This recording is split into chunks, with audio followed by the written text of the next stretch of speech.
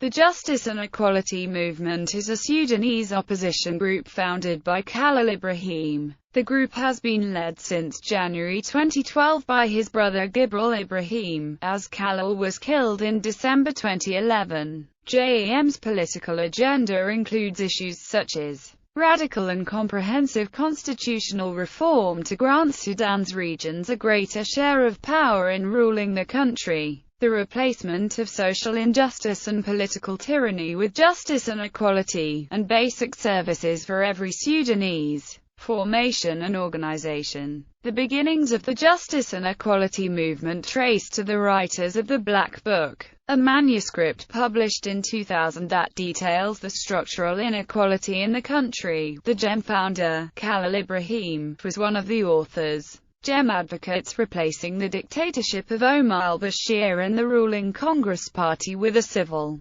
democratic state that respects the rights of Sudan's various ethnic groups, women, and youth. The JEM further committed itself to these principles when it signed the New Dawn Charter in January 2013. JEM claimed to possess its forces numbering around 35,000 and an ethnically diverse membership. According to critics, it is not the rainbow of tribes it claims to be, as most JEM members, including its leader, are from the Zaghawa tribe. JEM is part of the Sudan Revolutionary Front, an alliance of groups opposed to the government in Khartoum that include the Sudan Liberation Movement, the Sudan Liberation Movement, and the Sudan Liberation Movement North. History of attacks. In October 2007, the JEM attacked the Defra oil field in the Kurdistan region of Sudan. The Greater Nile Petroleum Operating Company, a Chinese-led consortium, controls the field.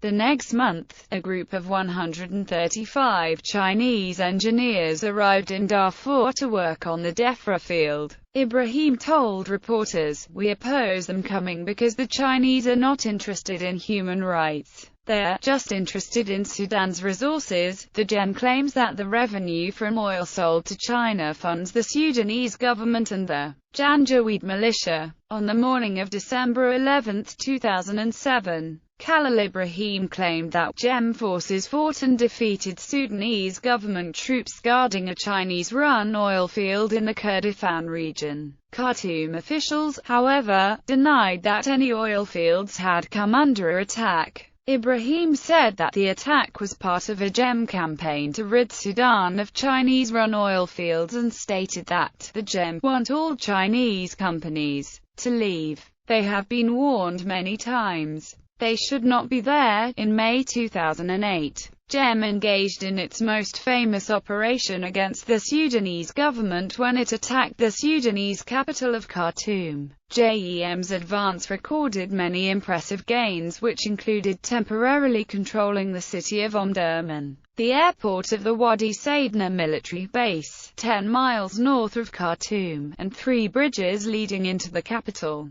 The operation ended with heavy battles in the western part of the Sudanese capital that included the government's use of army helicopters to repel the JEM advance. Following this battle, El-Tahir El-Faki, the General Secretary of JEM's Legislative Council, vowed that the war would henceforth be fought across the country, saying that, "We haven't changed our tactics from the beginning. JEM is a national movement and it has a national agenda." Khalil Ibrahim declared that this is just the start of a process and the end is the termination of this regime. In April 2013, JEM and its allies in the Sudan Revolutionary Front engaged in many successful attacks against Sudanese government forces, in a raid coordinated between all the parties of the SRF that included the use of 20 vehicles. The opposition forces briefly held the strategic city of Rawaba in North Kurdistan, located 300 miles south of Khartoum. As part of the offensive, JEM and the SRF also gained control of Abu Korshola, a strategic town of 40,000 in South Kurdistan. In its bid to retake control, the Sudanese armed forces engaged in indiscriminate air raid campaigns. On May 27, the opposition forces withdrew in order to allow humanitarian aid to be delivered to the area's residents.